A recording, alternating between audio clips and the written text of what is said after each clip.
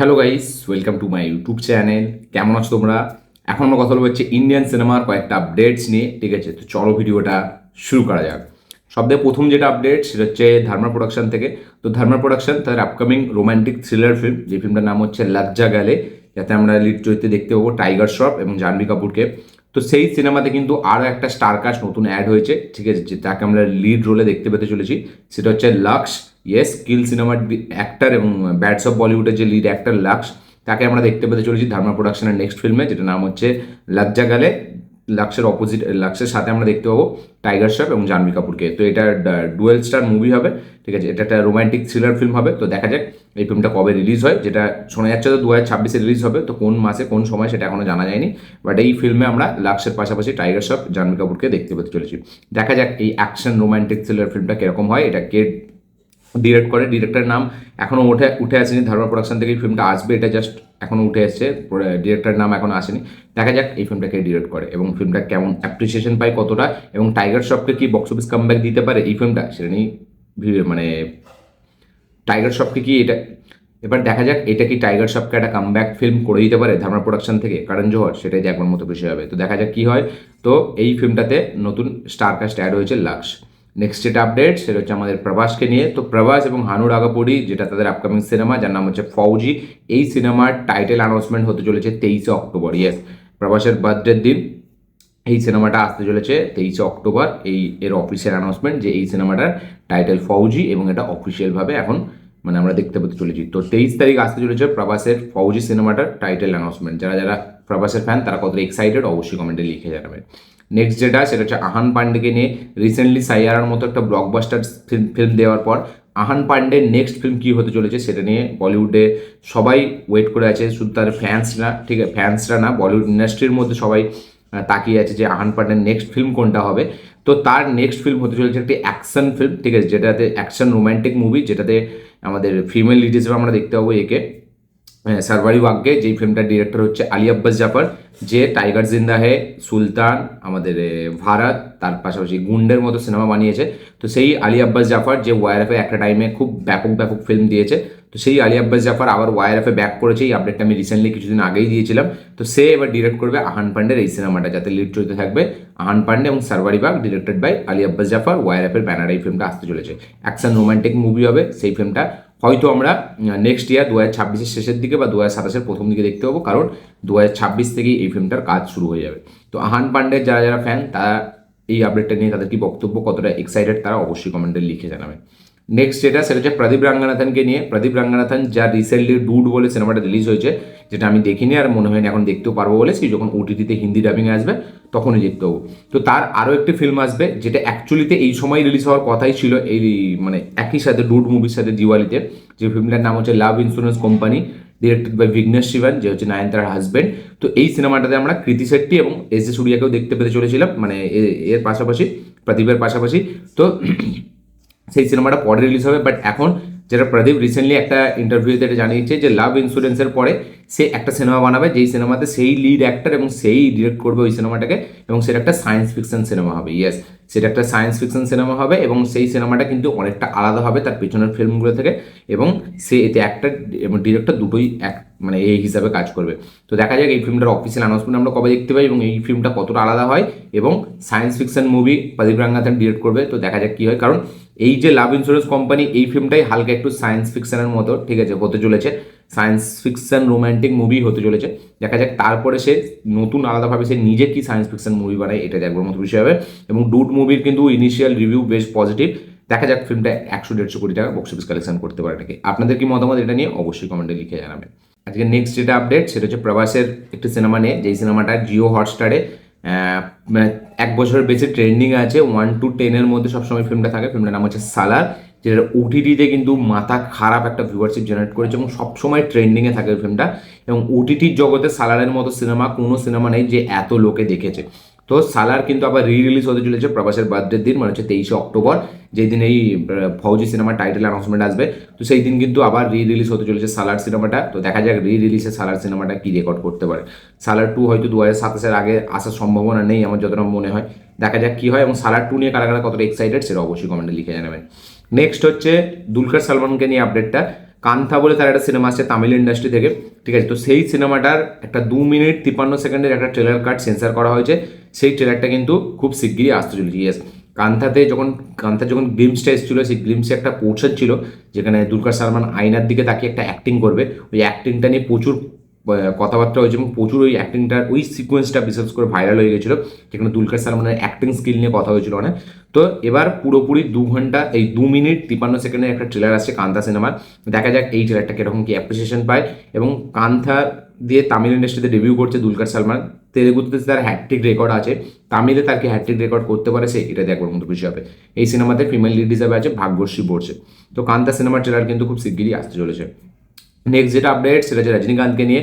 তো রজনীকান্ত রিসেন্ট এখন জেলার 2 করছে, জেলার 2 এর পর সে কমল হাসানের সাথে একটা সিনেমা করবে। বাট এই কমল হাসানের সাথে সিনেমাটার চলার মানে হওয়ার আগে কিন্তু সে আবার একটা সিনেমা করবে, যেই সিনেমাটা এখনও কিন্তু ফিক্সড হয়নি। বাট সে কমল হাসান এবং রজনীকান্ত এই দুটো সিনেমা হওয়ার আগে কিন্তু সে জেলার 2 এর পর অন্য একটা সিনেমা করবে, তারপরে কিন্তু সেই কমল হাসানের এই সিনেমাটা করবে। এরকমই এখনও পর্যন্ত আপডেট যে রজনীকান্ত জেলার 2 এর পরে একটা অন্য কোনো সিনেমা করবে, তারপরে কিন্তু সে কমল হাসানের এই সিনেমাটা করবে কমল হাসানের সাথে। সেই সিনেমাটা কে ডিরেক্ট করবে সেটা এখনো ফিক্সড হয়নি, কোনো টাইটেল এখনো জানা যায়নি। বাট রজনীকান্তের এরকম একটা সিনেমা আসবে যেটা একটা স্ট্যান্ডঅ্যালোন মুভি হবে, যেটা এই কমল হাসানের সাথে সিনেমাটা করার আগে এবং জেলার 2 এর শেষে আসবে।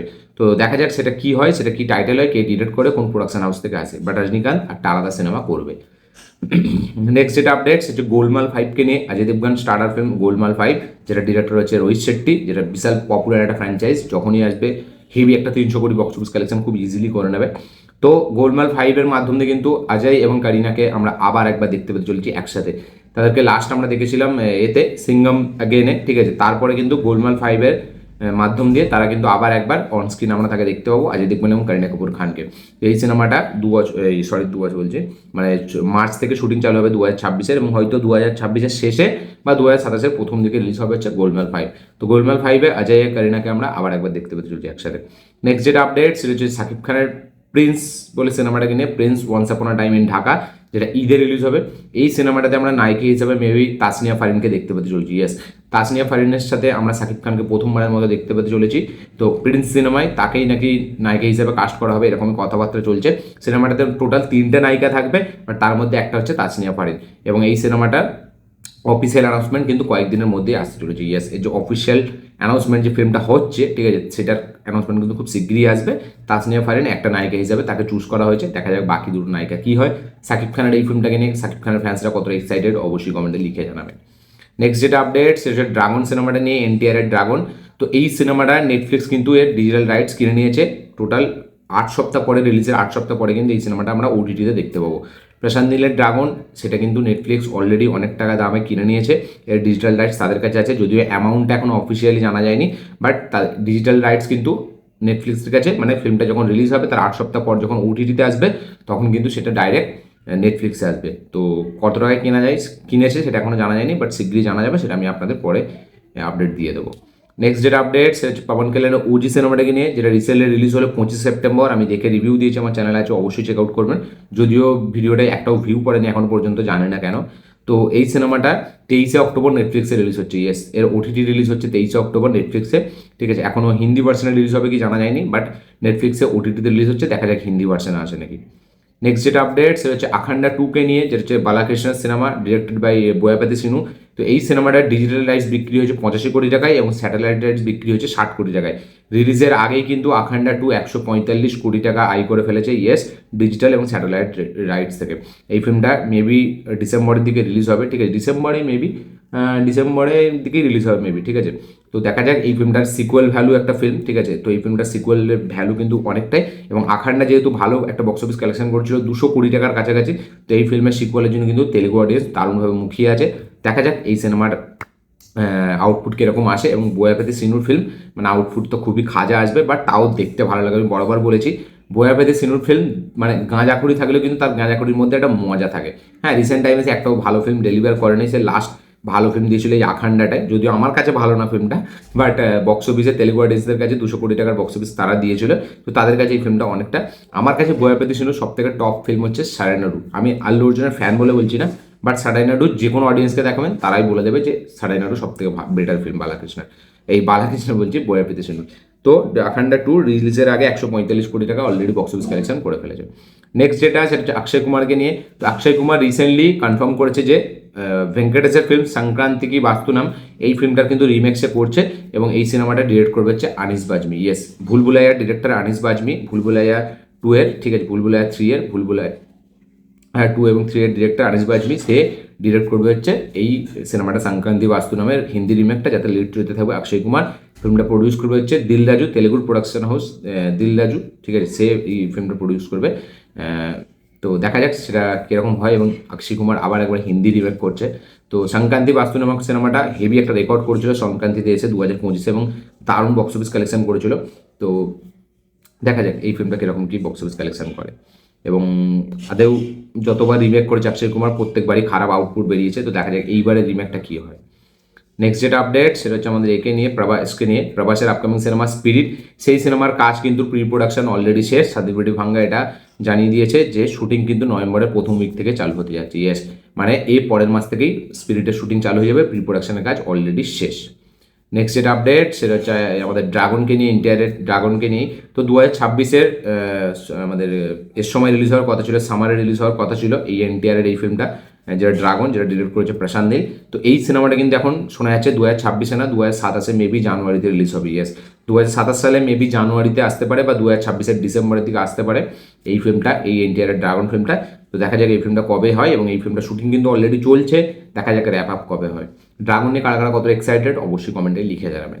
নেক্সট হচ্ছে একটা অ্যাডকে নিয়ে, অ্যাটলি কুমার একটা অ্যাড ডিরেক্ট করবে, যেটার বাজেট হচ্ছে 150 কোটি টাকা। ইয়েস, 150 কোটি টাকায় একটা অ্যাড অ্যাটলি কুমার শ্যুট করতে চলেছে, যাদের দেখতে পাবো আমরা রণবীর সিং, শ্রীলীলা এবং ববি দেওয়ালকে। ইয়েস, দেশি চিং, যেটা আমাদের চিং দেশি, যেটা হচ্ছে রণবীর কাপুর একটা আমাদের এই ম্যাগি টাইপের একটা ব্র্যান্ড আছে, ঠিক আছে, ম্যাগি যে যারা নুডলস বানায়, তো তারা একটা দেশি চিং বলে একটা ব্র্যান্ড, তাদেরকে সবসময় প্রমোট করে এসছে আমাদের রণবীর সিং, সে ব্র্যান্ড অ্যাম্বাসেডার।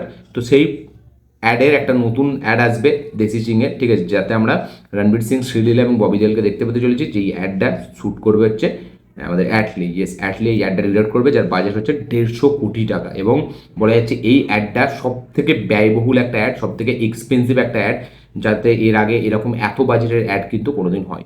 তো 150 কোটি টাকা একটা ব্র্যান্ড এখানে অ্যাডের জন্য খরচা করছে, দেখা যাক সেই অ্যাডটা কতটা হেভি আউটপুটটা বেরোয়। নেক্সট যেটা আপডেট সেটা হচ্ছে নাগার্জুনকে নিয়ে। তো নাগার্জুনের 100তম সিনেমা, যেটার নাম হচ্ছে লটারি কিং, সেই সিনেমাতে আমরা ফিমেল লিড হিসাবে দেখতে পেতে চলেছি অনুষ্কা শেট্টিকে। ইয়েস, অনুষ্কা শেট্টি, যাকে আপনারা বাহুবলীতে দেখেছেন, বাট অনুষ্কা শেট্টিকে সবাই চেনে। তো তাকে বলা যায় মানে ফিমেল কুইন বা lady superstar of south Indian, সেটাকে বলা যায়। তো অনুষ্কা শেট্টিকে আমরা দেখতে পাবো লটারি কিং সিনেমাটাতে ফিমেল লিড হিসাবে। ইয়েস, নাগার্জুনের 100তম সিনেমা, সেই সিনেমাতে আমরা ফিমেল নায়িকা হিসাবে নাগার্জুনকে আমরা একে দেখতে পেতে চলেছি, অনুষ্কা শেট্টিকে। এটা নিয়ে আপনাদের কি বক্তব্য অবশ্যই কমেন্টে লিখে জানাবেন। অনুষ্কা শেট্টির সাথে নাগার্জুন এর আগেও অনেক সিনেমা করেছেন। তো নেক্সট যেটা আপডেট সেটা হচ্ছে কান্তারাকে নিয়ে। তো কান্তারা প্রডিউসার ফিগারে 717 কোটি টাকা বক্স অফিস কালেকশন করে ফেলেছে। ইয়েস, কান্তারা সিনেমাটি 2 সপ্তাহ মিলিয়ে 717 কোটি টাকার বক্স অফিস কালেকশন করে ফেলেছে। কারা কারা এখনো কান্তারা দেখেননি অবশ্যই কমেন্টে লিখে জানাবেন।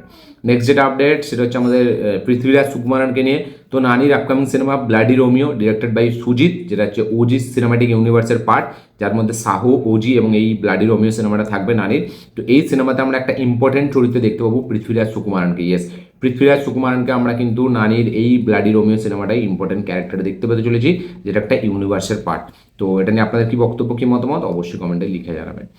নেক্সট এবং লাস্ট যেটা আজকের আপডেট সেটা হচ্ছে হরর কমেডি ইউনিভার্সকে নিয়ে। তো ম্যাডকের হরর কমেডি ইউনিভার্স, যার মধ্যে একটা সিনেমা আসবে যার নাম হচ্ছে শক্তিশালিনী, যেটাতে প্রথম কিয়ারা আডবাণীর নাম শোনা গিয়েছিল, বাট এখন শোনা যাচ্ছে অনিত পাদ্দা কিয়ারাকে রিপ্লেস করেছে, এবং অনিত পাদ্দাকে আমরা দেখতে পেতে চলেছি এই সিনেমাটাতে। তো এই সিনেমার একটা অ্যানাউন্সমেন্ট টিজার সেন্সার করা হয়েছে 51 সেকেন্ডের, যেই টিজারটা মেবি আমরা থামা সিনেমার শেষে দেখতে পাবো, বা থামা সিনেমার প্রিন্টের সাথে অ্যাটাচ থাকবে, যেটা সিনেমা চালু হওয়ার আগে আমরা দেখতে পাবো। তো শক্তিশালিনী, যেটা অনিত পাদ্দার নেক্সট রিলিজ, যেটা হরর কমেডি ইউনিভার্সের পার্ট, সেই সিনেমার একটা অ্যানাউন্সমেন্ট টিজার আসতে চলেছে খুব শিগগিরই, যেটা থামা সিনেমার সাথে মেবি প্রিন্টের সাথে অ্যাটাচ থাকবে। তো দেখা যাক অনিত পাদ্দা এই সিনেমাটার মধ্যে দিয়ে আবার একবার কি সেই সাইনারার মতো মানে একটা সেন্সেশন তৈরি করতে পারে নাকি, সেটা দেখবার মতো বিষয় হবে। এবং অনিত পাদ্দা কিন্তু এখন ম্যাডক হরর কমেডি ইউনিভার্সের পার্ট। এটা নিয়ে আপনাদের কি বক্তব্য অবশ্যই কমেন্টে লিখে জানাবেন। তো এই ছিল আজকে টোটাল আপডেট, ইন্ডিয়ান আপডেট। ভিডিওটা ভালো লাগে থাকলে লাইক শেয়ার কমেন্ট করে দেবেন, চ্যানেল তুললে চ্যানেলকে সাবস্ক্রাইব করবেন, বেল আইকন প্রেস করতে ভুলবেন না। দেখা হচ্ছে পরের ভিডিওতে, ততক্ষণের জন্য।